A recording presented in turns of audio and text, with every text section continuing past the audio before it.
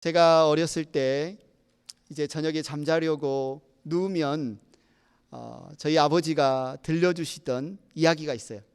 그 이야기 뭐냐면 도깨비 이야기인데, 혹시 여러분은 어렸을 때 들으셨는지 모르겠네요. 도깨비 이야기. 이 이야기에는 항상 누구나 아는, 저도 알고 동네 사람들이라면 누구나 다 아는 마을의 힘센 아저씨가 등장을 합니다. 이 힘센 아저씨가 장날에 장에 일이 있어서 나가셨어요. 그곳에서 오랜만에 다른 동네에 사는 친구를 만나서 회포를 풀고 거하게 술을 한잔 하시고, 밤이 되어서 이제 해가 떨어지고 어두워서 집으로 터벅터벅 걸어옵니다. 지금도 시골은 가로등 시설이 잘 안 되어서 어둡지만 그때는 훨씬 더 어둡지요. 인적도 드물어요. 한참을 걸어오는데 눈앞에 갑자기 누가 나타나요? 도깨비가 나타납니다. 나 같으면 어린 마음에 무서워서 주랭랑을 쳤겠지만, 이 아저씨는 동네에서도 유명할 정도로 힘이 센 아저씨입니다. 도깨비와 씨름을 하기 시작해요. 이리 젖히고 저리 젖히고 씨름을 하다가 이 아저씨 힘이 장사기 때문에 결국 도깨비를 넘어뜨려요. 그리고 나서 가지고 있던 밧줄을 꺼내서 길 옆에 있던 나무에 꽁꽁 묶어버립니다. 그리고 이 아저씨는 이제 집에 가서 한숨 잘 자고 아침에 일어나니 간밤에 있었던 일이 생각이 나요. 그래서 어떻게 해요? 씨름했던 그 장소를 가서 보았더니 나무에 무엇이 묶여 있었을까요? 빗자루. 다 아시네요, 그죠? 아까 어떤 분들은 뭐라고 그랬더라, 볏짚이 묶여 있었다, 뭐가 여러 가지 기억을 잘 못 하시더라고요. 쌀이 빗자루가 딱 묶여 있죠. 그러면서 저에게 이제 그 이야기를 아버지가 들려주셨는데, 그 다음부터 제가 빗자루를 바라보는 눈이 어떻게 바뀌었을까요? 저놈이 분명히 저녁이 되면 도깨비로 변해서 나를 이렇게 무섭게 올 수 있을 텐데, 어떻게 이 두려움, 이 무서움에서 내가 벗어날 수 있을까요? 글쎄요, 왜 아버지가 이 이야기를 들려주셨는지는 모르겠지만 이 이야기가 늘 제 머릿속에 맴돌았던 기억이 있습니다. 여러분은 뭐가 가장 무서우십니까? 여러분은 뭐가 가장 두려우세요? 한번 생각해 보십시오. 여러분이 상상할 수 있는 가장 두려운 상황, 가장 무서운 상황. 어떤 분들은 우리가 미국에 살다 보니까 강도가 총을 들고 갑자기 우리 집이나 아니 우리 예배 드리는데 이 교회 막 이렇게 쳐들어오면 어떡할까, 이런 두려움도 있을 줄 알고요. 지금은 그래도 몸이 좀 피곤하고 조금 간단하게 아픈 것도 있지만, 혹시 큰 병에 걸려서 내가 아프면 어떡할까? 내가 비즈니스 하고 있는데 비즈니스가 쫄딱 망하면 어떡하지? 우리 애들 키워야 되는데, 뒷바라지 해야 되는데 돈이 없어서 애들 제대로 뒷바라지 못하면 어떡할까? 이런 게 두려우십니까? 아니면 내가 진짜 사랑하고 믿었던 사람들이 나를 배신하면 어떡할까? 관계가 어려워지면 어떡할까? 아니면 내가 꽁꽁 숨겨놓고 나름대로 잘 포장했던 내 안에 있는 부끄러움, 내 안에 있는 수치를 사람들이 알게 돼서 나를 비난하고 조롱하면 어떻게 될까? 여러분이 상상하는 두려움이 뭡니까? 여러분이 가장 걱정하는 염려가 뭐예요? 많은 사람들은 그냥 어둠 속에서 뭔가 튀어나올 것 같은 두려움보다 이런 여러 가지 두려움들이 있는 줄 압니다. 오늘 우리가 읽은 7 나팔 심판 중에 오늘은 6번째 나팔에 관한 심판에 관한 내용입니다. 여러분 성경을 한번 쭉 읽어보신 분이라면 과연 이 나팔이 의미하는 게 뭘까? 아마 아실 거예요. 우리가 잘 아는 여호수아에게 하나님이 여리고성을 점령하라고 명령하셨을 때 이스라엘 백성이 여리고성을 이렇게 뺑 돌다가 마지막 날 무엇을 명령하죠? 제사장들이 나팔을 불라고 이야기를 하죠. 나팔을 불 때 하나님이 여리고성을 심판하는 역사가 일어나서 그 견고한 성읍이 완전히 와르르 무너지고 점령당하는 그런 일들이 일어납니다. 또 사사시대의 기드온의 이야기에서도 하나님이 수없이 모인 이스라엘 백성들을 돌려보내고 특별하게 택한 300명에게 항아리에 속에 횃불을 들고 또 한 손에는 나팔을 들게 합니다. 그리고 미디안 그 진지를 둘러싸서 항아리를 깨고 횃불을 들고 나팔을 불 때 무슨 일이 일어나죠? 미디안 군사들이 깜짝 놀라서 자기들끼리 치고받고 싸우다가 망하는, 심판당하는 그런 이야기들을 우리는 성경에서 알고 있죠. 그래서 나팔은 한마디로 전쟁, 심판, 이것들을 상징하는 단어로 성경에 많이 사용되어 왔습니다. 그래서 오늘 우리가 요한계시록 8장부터 11장에 7 나팔 심판 시리즈를 우리가 쭉 보고 있는데 이것을 우리가 잘 이해하려면 패턴이 있는 것을 알아야 돼요. 패턴이. 이 7 나팔 시리즈 앞에 인은 보통 도장이라고 번역이 되고, 요즘은 사인을 하지만 예전에는 뭔가 중요한 결정을 할 때, 어떤 집을 사거나 아니면 땅을 살 때 도장을 꽝 찍어야 내 것이 되는 거 아닙니까? 그래서 7인 심판 시리즈에 보면 하나님께서 그분의 백성들에게 이마에 도장을 꽝 찍어주고, 도장이 찍힌 사람들은 그 어떤 세력도 누구도 손도 대지 못하게 보호하시는 그런 일들을 우리가 알고 있는데, 이 7인 심판 시리즈에도 패턴이 있는 것처럼 7 나팔 심판 시리즈에도 패턴이 있어요. 무슨 패턴이냐면 먼저 4개의 심판이 한 묶음으로 나옵니다. 4, 그 다음에 플러스 5번째 심판이 나오고요. 또 플러스 6번째 심판이 나온 다음에 삽입된 내용이 나와요. 그리고 나와서 그 내용 다음에 마지막 7번째 심판이 나옵니다. 이 패턴이 7인 심판 시리즈와 7 나팔 심판 시리즈에 그대로 반복이 되고, 마지막 3번째 7 대접 심판 시리즈는 조금 변형이 돼서 4개의 심판을 한 묶음, 3개의 심판을 한 묶음, 이 두 묶음으로 이야기하고 있는 것을 우리가 볼 수 있어요.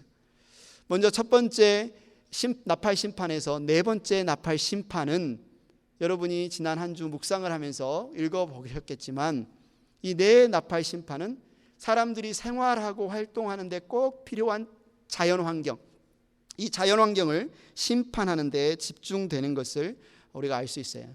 그래서 8장에 이 첫째 나팔에서 넷째 나팔까지 심판이 나오는데요. 간단히 한번 살펴보면 이렇습니다. 천사가 첫 번째 나팔을 불자 땅과 수목과 각종 푸른 풀들의 3분의 1이 불에 타서 사라집니다. 땅이 심판을 받죠.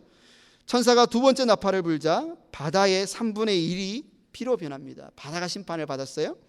천사가 세 번째 나팔을 불자 강들과 샘물의 3분의 1이 쑥처럼 쓴물이 됩니다. 강과 샘물이 심판을 받죠. 그리고 천사가 네 번째 나팔을 불자 하늘의 해와 달과 별들의 3분의 1이 어두워지죠. 하늘이 심판을 받는 것을 볼 수 있어요. 결국은 이것은 자연이 심판을 받고 자연의 천재지변이 임하지만, 그것으로 인해 누가 고통을 당하겠습니까? 그 땅 아래, 그 하늘 아래, 그 바다와 그 강물 가운데 사는 사람들이 고통을, 심판을 당하는 것이죠. 그리고 이제 이어서 3개의 나팔 심판이 등장하는데, 이 3개의 나팔 심판은 인간에게 집중된 심판인 것을 볼 수 있습니다. 우리가 어제 큐티 말씀에서 묵상한 메뚜기 심판이 5번째고요. 오늘 우리가 함께 읽은 이 기마대, 2억이나 되는 기마대 심판이 바로 6번째 심판입니다. 어제 그 메뚜기 심판을 보면 땅 끝이 보이지 않는 땅, 개역개정 성경에서는 무저갱이라고 부르죠. 보통 무슨 웅덩이가 있어도 바닥이 있을 텐데, 이 무저갱은 끝이 보이지 않아요. 깊숙한 곳에서 올라온 메뚜기처럼 생긴 것들이 어떻게 해요? 사람들을 5달 동안 죽을 만큼 힘들게 고통스럽게 하더라라는 심판이 메뚜기 심판입니다. 그리고 오늘 6번째 심판이 기마대. 기마대가 뭔지 아시죠? 기병들 말을 타고 갑옷을 입고 창을 들고 칼을 메고 투구를 쓰고 전신 갑주를 입은 말까지도 가끔 이 갑옷을 입혀서, 한마디로 요즘으로 말하면 전차와 같은, 그 누구도 어떤 사람은 뚫을 수 없을 것 같은 강력한 군대, 이런 기마대가 2억이나 된다고 생각해 보십시오. 그 기마대가 쳐들어오는 그런 심판, 이것이 오늘 본문에 나오는 말씀입니다. 이 모든 것들은 바로 사람들을 직접적으로 해야 하는 심판에 관한 내용인데요. 그러면 오늘 우리가 이 말씀을 읽으면서 질문을 던지죠. 이 성경은 누가 기록하셨습니까? 하나님이 하나님의 종들을 성령의 감동으로 기록하게 하셨어요. 우리 요한계시록은 반모섬에 유배되었던 요한이 기록한 성경입니다. 그렇다면 이 말씀이 분명히 우리에게 필요하기 때문에, 꼭 반드시 있어야 될 말씀이기 때문에 하나님이 우리에게 주셨을 텐데, 그럼 이 말을 왜 우리에게 주셨을까요? 저와 여러분은 이 말씀을 어떤 관점으로 어떻게 이해하고 받아들여야 될까? 이 말씀을 우리가 어떻게 적용해야 될까? 이런 질문을 우리가 던져야 되겠죠. 오늘 주신 말씀, 이 말씀을 이해하기 위해서 우리는 오늘 본문이 시작하는 13절, 이 13절을 굉장히 집중해서 봐야 합니다. 왜냐하면 이 6번째 나팔 심판이 바로 이 한 음성에서부터 시작되는 것을 알 수 있기 때문에 그래요. 13절을 보십시오. 6째 천사가 나팔을 불었습니다. 나는 하나님 앞에 있는 금 제단의 넷불에서 울려 나오는 음성을 들었습니다. 한 음성이 나와서 이 심판을 하라고 말씀하시는데, 그럼 이 음성이 나오는 이 금 제단 넷불, 이게 과연 무슨 말일까? 이미 요한계시록 6장 9절에 보면 하늘에 있는 한 제단에 대해서 설명이 나옵니다. 6장 9절을 보십시오. 어린 양이 5째 봉인을 뗄 때 나는 제단 아래에서 하나님의 말씀 때문에 또는 그들이 말한 증언 때문에 죽임을 당한 사람들의 영혼을 보았습니다. 하늘에 하나님 보좌 앞에 한 제단이 있는데 그 제단 아래에 어떤 사람들이 막 기도하는 거죠. 근데 그 사람들이 누구냐면 하나님의 말씀을 지키다가 예수 그리스도의 복음을 전하다가 예수님이 구주이신 것을 증언하다가 죽임당한 사람들이 그 제단 앞에서 하나님께 기도하는 장면이 바로 6장 9절에 나옵니다. 뭐라고 기도합니까? 6장 10절을 우리가 같이 한번 읽어보겠습니다. 시작. 그들은 큰 소리로 부르짖었습니다. 거룩하시고 참되신 지배자님, 우리가 얼마나 더 오래 기다려야 지배자님께서 땅 위에 사는 자들을 심판하시어 우리가 흘린 피의 원한을 풀어주시겠습니까? 이렇게 기도하는 거예요. 이 기도가 성경에 보면 우리가 향을 피우면 연기가 이렇게 하늘로 올라가듯이 하나님의 보좌 앞에 향으로 올라가는 것을 그림으로 보여주고 있어요. 3절에 8장 3절에 이렇게 이야기합니다. 또 다른 천사가 와서 금향로를 들고 제단에 섰습니다. 그는 모든 성도의 기도에 향을 더해서 보좌 앞 금제단에 드리려고 많은 향을 받았습니다. 향로가 있었는데 이 향로를 가지고 가는데 천사가 이것은 성도들이 드린 기도와 향이 합해진 거였다라고 지금 표현하는 거죠. 그래서 하나님의 말씀에 따라 이 향로를 어떻게 합니까? 8장 5절에 보면 이 천사가 그 뒤에 그 천사가 향로를 가져다가 거기에 제단 불을 가득 채워서 땅에 던지니 천둥과 요란한 소리와 번개와 지진이 일어났습니다. 여러분 지금 이 심판이 어떻게 일어나는지 이 과정이 여러분 그려지십니까? 제단 앞에서 죽임당한 성도들이 울부짖어 기도했습니다. 그러자 하나님이 그 기도를 들으시고 천사를 명하셔서 심판을 행하라고 하시자 천사가 심판을 행함으로 심판이 지금 이루어지는 것을 우리가 볼 수 있어요. 오늘 본문에 이 제단에서 나오는 음성은 누구의 음성이겠습니까? 우리 하나님 아버지의 음성이시고 성도들의 부르짖는 기도에 응답해서 명령하시는 심판을 명하시는 하나님 아버지의 음성인 거죠. 이 음성이 14절에 뭐라고 말하죠? 그것은 나팔을 가진 6째 천사에게 큰 강 유프라테스에 매어 있는 4천사를 풀어놓아 주어라 하는 음성이었다. 명령을 했어요. 오더를 했어요. 유프라테스 강에 있는 결박된 4천사를 풀어주어라. 이 암호 같은 말이 도대체 무슨 말일까? 강은 뭐고 결박된 천사는 뭐고 우리는 도대체 이 말이 무슨 뜻인지 모르겠다 그러잖아요. 그런데 당시에 요한의 이 편지를 듣는 모든 이스라엘 사람들은 다 알았습니다. 구약 성경을 읽어본 사람들은 이 말이 무슨 뜻인지 정확하게 알고 있었어요. 왜요? 여호수아서 1장 4절을 보십시오. 광야에서부터 레바논까지 큰 강인 유프라테스 강에서부터 헷사람의 땅을 지나 서쪽의 지중해까지 모두 너희의 영토가 될 것이다. 여호수아에게 하나님이 이스라엘의 영토로 주시겠다고 약속한 국경, 경계선을 이렇게 정해 주시는데 남쪽은 광야고요, 북쪽은 레바논이고 동쪽은 유프라테스 강입니다. 그러니까 유프라테스 강 건너편은 이스라엘 땅이 아니죠. 누가 살합니까? 끊임없이 이스라엘을 위협했던 아수르 제국, 나중에 이스라엘을 멸망시킨 바벨론 제국, 페르시아 제국, 수많은 제국들이 존재하는 곳이 바로 유프라테스 강 건너편이에요. 그런데 유프라테스 강에 뭔가 군대가 결집을 했다, 뭔가 전쟁의 조짐이 있다. 이것은 이스라엘 백성들에게 좋은 소식이에요, 좋지 않은 소식이에요? 좋은 소식이 아니죠. 이 요한계시록이 쓰여질 당시는 이미 이제 로마 제국이 이쪽을 다 점령해서 로마 제국으로 식민지화한 땅이었는데, 당시에도 유프라테스 강은 이 파르티아라는 제국, 지금으로 말하면 이란, 이라크, 아프가니스탄, 파키스탄 지역까지 점령했던 어마어마하게 큰 제국과 국경을 마주대하고 있던 강이 바로 유프라테스 강이었습니다. 그러니까 이스라엘 사람이든지 로마 제국에 있는 사람이든지 어떤 사람들이, 어떤 군대가 유프라테스 강을 건너온다라는 것은 굉장히 끔찍한 악몽입니다. 있어서는 안 되는 일이고, 일어난다면 정말 이 땅이 큰 전쟁에 휩싸여서 수많은 사람들이 죽고 무시무시한 그 군대 위에 사륙당하는 일이 일어날 거라는 것을 그 누구나 다 아는 일이 바로 유프라테스 강이에요. 국경선이기 때문에. 오늘 본문 15절에 말하죠. 그래서 그 네 천사가 풀려났습니다. 그들은 사람의 3분의 1을 죽이기 위해 그 해, 그 달, 그날, 그때에 맞추어 예비된 이들입니다. 어떤 분들은 이 말씀을 통해서 그래요. 하나님이 행하시는 심판에 대해서 알 수 있는 사람들이 있다.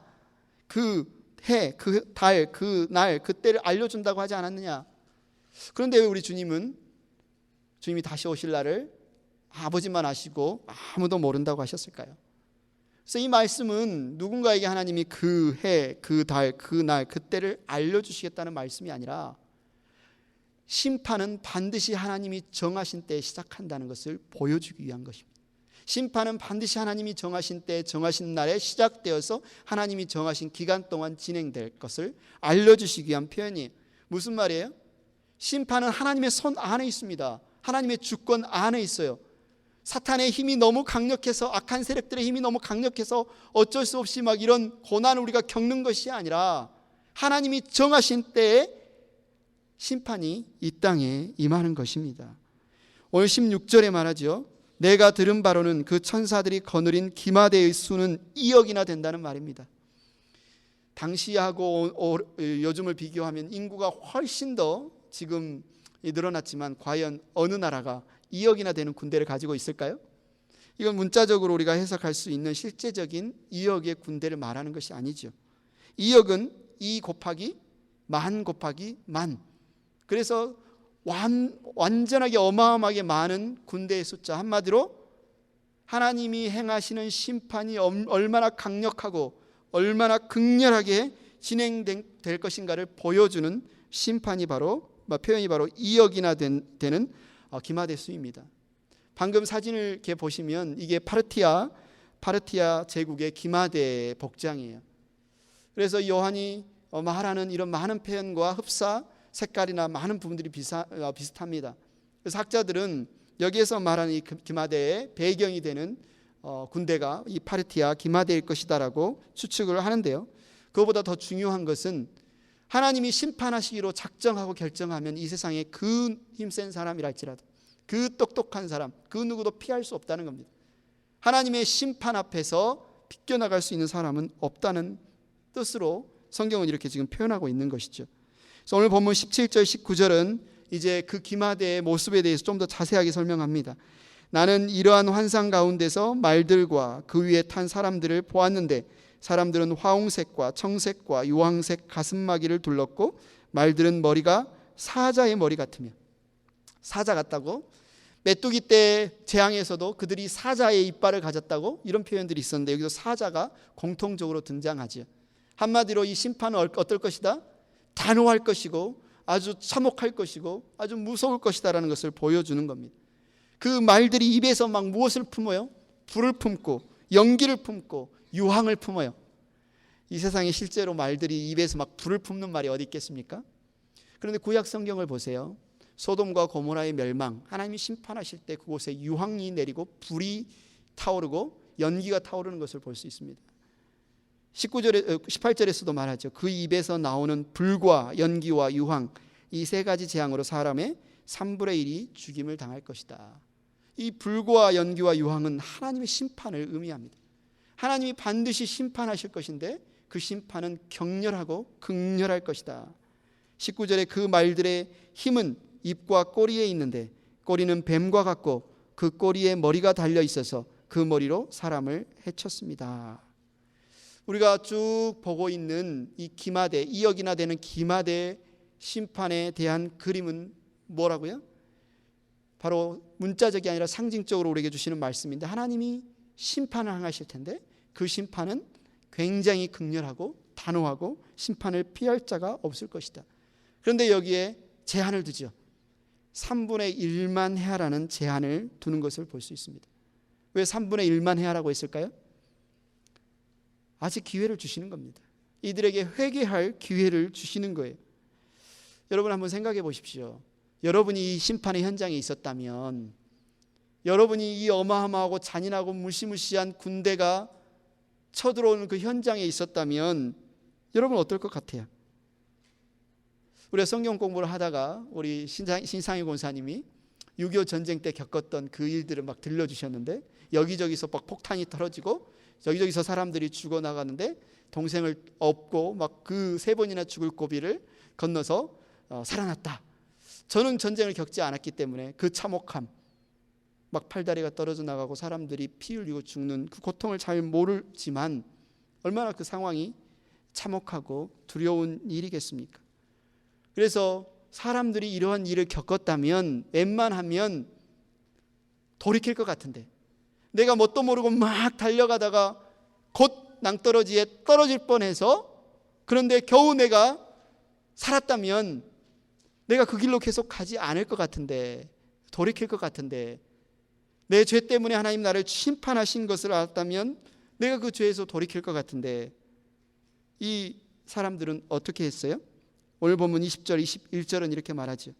이런 재앙에서 죽지 않고 살아남은 사람이 자기 손으로 한 일을 회개하지 않았다.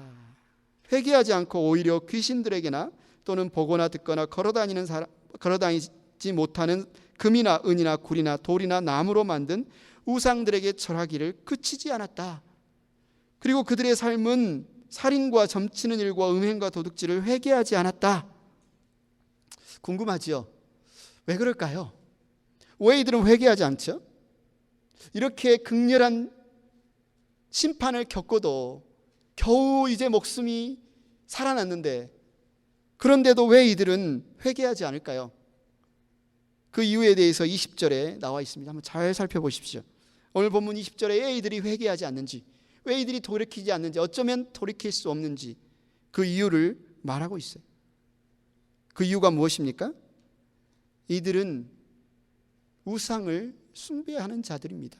이들은 보거나 듣거나 걸어다니지 못하는 우상, 보지도 못하는, 듣지도 못하는, 걸어다니지도 못하는 생명이 없는 우상을 섬기고 경배하고 예배하자 이들이 어떻게 바뀌었어요? 구약의 선지서에 보면 우상을 섬기는 자들은 우상과 똑같이 변하는 것을 볼 수가 있어요. 보지 못하는 우상을 섬기는 자들이 보지 못하게 됩니다. 말하지 못하는 우상을 섬기는 자들이 말하지 못해요. 듣지 못하는 우상을 섬기는 자들이 듣지 못합니다. 생명 없는 우상을 섬기는 그들은 생명 없는 존재가 됩니다.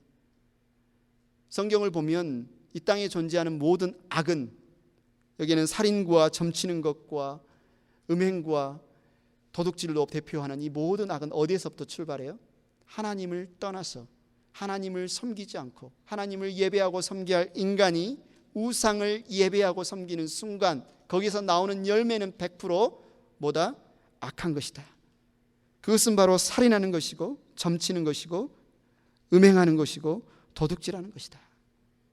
이들이 이 일을 행하면서도 회개하지 않으면서 끊임없이 행하는 이유가 무엇일까요? 그들은 나름대로 이것을 잘 사는 길이라고 생각했을 겁니다. 끝까지 죽을 위기에서도 놓지 않고 일을 행하는 이유가 뭐예요? 이런 무서운 심판을 당하는데도 여전히 그 우상을 놓지 않은 이유가 뭘까요? 여전히 귀신에게 절하고 여전히 살인하고 여전히 도둑질하고 점치고 음행하는 이유가 뭡니까? 그들은 그것이 살 길이라고 믿기 때문에 그렇지 않았겠습니까?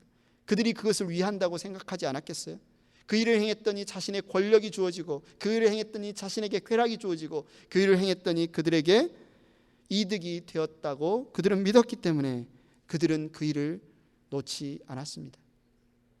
저는 바둑을 둬보진 않았지만 바둑 용어에 자충수라는 말이 있죠. 이렇게 내가 이 한 수를 두면 앞으로 내가 이 판을 이길 수 있을 거라 중요한 한 수를 뒀는데 내가 둔 그 한 수가 결국은 나에게 이 게임을, 이 경기를 지게 만드는 그 한 수가 있을 수 있어요. 자충수라는 말은 스스로 한 행동이 결국에 가서는 자신에게 불리한 결과를 가지고 온다. 이들이 왜 회개할 수 없었을까? 원인은 간단합니다. 그들은 여전히 우상을 섬겼습니다. 그들은 여전히 우상에 매여 있었어요. 회개는 그저 몇 가지 사소한 실수에 대해서 삶의 방향을 바꾸지 않은 채 Oops, I made a mistake. 잠깐 실수했는데 죄송해요. 잘못했어요. 이렇게 말하는 것이 아닙니다. 회개는 내가 정말 죽을 뻔했구나. 아니 죽었구나. 내가 완전히 망하게 되었구나. 이 어마어마한 심판의 대상이 바로 나구나. 내가 이 길로 계속 가면 나는 죽을 수밖에 없겠구나. 더 이상 길이 없구나. 얼른 돌이켜야 되겠다. 애끓는 심정으로 두려운 마음으로 돌이키는 것이 심판입니다.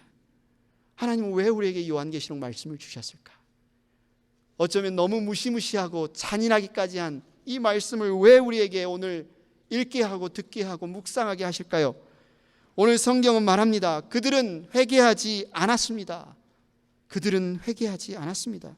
그들은 이러한 엄청난 재앙을 겪고도, 엄청난 무서운 일을 겪고도 여전히 그들의 욕심에 따라 우상을 섬겼어요. 하나님께 돌아오지 않았어요. 그들은 우상을 섬겼기 때문에 거꾸로 말하면 하나님께 돌아올 수 없었습니다. 그 열매는 악한 일들 뿐이었어요. 여러분 어떠십니까? 여러분 어떠세요? 여러분은 회개하셨습니까? 여러분 돌아오셨나요? 아멘, 할렐루야. 이 어마어마하고 무서운 이 심판을 볼 때 우리가 느끼고 선포해야 될 표현이 이거 아닙니까? 할렐루야. 우리 주 예수 그리스도의 어린 양의 피로 내게서 이 심판이 지나갔습니다. 우리 주 예수 그리스도의 어린 양의 보혈로 내가 이 정죄함에서 벗어났습니다. 그분이 아니었다면, 그분의 보혈이 아니었다면 바로 내가 이 자리에, 이곳에서 이 죄 때문에 멸망당해 죽을 수밖에 없었을 텐데 우리 주 예수 그리스도의 어린 양의 피가 나를 살리셨군요. 심판이 무서우면 무서울수록, 심판이 잔인하면 잔인할수록 그 심판에서 벗어나게 하시며 그 심판에서 구원하신 우리 주 예수 그리스도의 어린 양의 은혜가 얼마나 큽니까? 얼마나 할렐루야입니까? 여러분의 입술에서 이 기쁨과 감사의 탄성이 울려 퍼져야 되지 않겠습니까? 여러분 뭐가 두려워요? 어둠 속에서 뭐가 툭 튀어나올까 두렵습니까? 갑자기 누군가 총을 들고 집안에 쳐들어올까 무섭습니까? 병들까 두려우세요? 사랑하는 사람을 잃어버릴까 두렵습니까? 가난해질까 봐, 망할까 봐, 그럴까 봐 여러분 두려우세요? 아니면 여러분 안에 있는 부끄러운 연약함이 드러날까 봐 두려우세요? 여러분이 예수 그리스도 안에 있다면, 여러분이 예수 그리스도 안에 있다면 여러분의 몸에 어떤 일들이 일어나든지, 여러분에게 어떤 어려움이 있든지 그것은 여러분을 결코 넘어뜨릴 수 없습니다. 여러분을 결코 잡아뜨릴 수 없습니다. 생명의 삶 큐티 교재에 이런 애화가 있는 것을 제가 보았어요. 한 분이 아이를 낳았는데 이 아이가 태어나면서부터 희귀한 유전병을 가지고 태어났어요. 정말 안타깝게도 태어난 지 2분 만에 이 아이가 죽고 말았습니다. 그런데 이 아이에게는 2살 난 이 사람에게는 2살 난 딸이 또 있었는데, 그런데 3개월 후에 2살 난 딸마저 갑자기 죽고 말았어요. 이 3개월 사이에 두 아이를 잃어버린 이 부모의 심정이 어떻겠습니까? 너무나 큰 상실감과 너무나 큰 고통과 너무나 큰 아픔 가운데 하나님 앞에 울부짖으며 씨름하며 기도합니다. 하나님, 이유가 뭡니까? 도대체 왜 2살 난 딸과 단 2분밖에 이 땅에 살지 못한 아이를 데려가신 겁니까? 그렇게 부르짖어 기도하는 가운데 하나님의 음성이 그에게 들립니다. 아니다 아들아, 나는 내 자녀를 2분만 살게 창조한 것도 2년만 살게 창조한 것도 아니란다. 나는 또한 너를 40년, 50년, 60년만 살도록 창조한 것이 아니란다. 너희는 나와 영원히 살도록 창조되었단다. 여러분, 하나님이 저와 여러분을 창조하시고 그분의 아들의 피로 구원하실 때 이 잠깐의 고통과 고난 가운데 넘어지라고 우리를 부르신 것이 결코 아닙니다. 우리를 위한 놀라운 사랑과 놀라운 계획이 있습니다. 이 예수 그리스도 안에 있다면 무엇이 여러분을 넘어뜨릴 수 있을까요? 무엇이 여러분을 잡아뜨릴 수 있을까요? 그 무엇이 여러분을 두렵게 할 수 있을까요? 오늘 성경 본문에 나오는 이런 무시무시한 심판이 여러분을 두렵게 할 수 있겠습니까? 아니요. 예수 그리스도 안에 있는 여러분에게는 결코 정죄함이 없습니다. 사랑하는 행복한 교회 성도 여러분, 여러분이 과연 무서워해야 할 것이 무엇일까요? 두려워해야 될 것이 무엇일까요? 바로 하나님으로부터 멀어지는 거 아닙니까? 그 하나님을 잊어버리는 거 아닙니까? 그분의 아들을 주시기까지 우리를 사랑하신 그분의 사랑이 희미해지는 거 아닌가요? 요한계시록을 시작하면서 예수님께서 7 교회에 전한 메시지들을 읽어보십시오. 그들을 책망하는 메시지들을 읽어보십시오. 너희는 왜 첫사랑을 잃어버렸느냐? 너희는 왜 미지근해졌느냐?